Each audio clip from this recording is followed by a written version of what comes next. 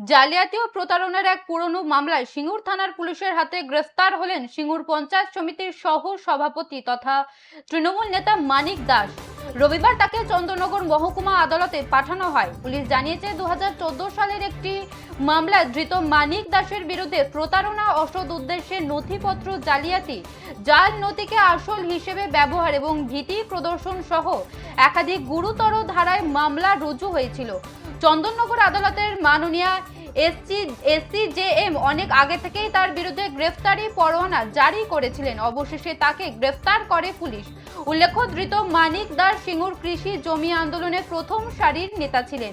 এর পাশাপাশি তিনি হুগলি জেলা পরিষদের 3 বারের নির্বাচিত সদস্য এবং জেলা পরিষদের প্রাক্তন কৃষি কর্মাধ্যক্ষ ছিলেন।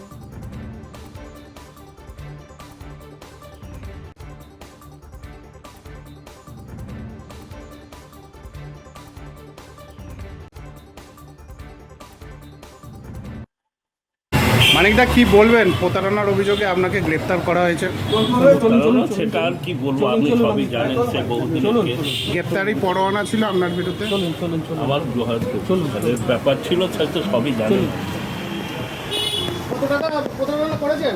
না, টাকা আমি প্রতারণা নিজে করি। চাকরির দামে তো আপনি টাকা নিয়েছেন? না না, তাহলে মিথ্যা অভিযোগ করেছে বাচ্চা ছেলেগুলো?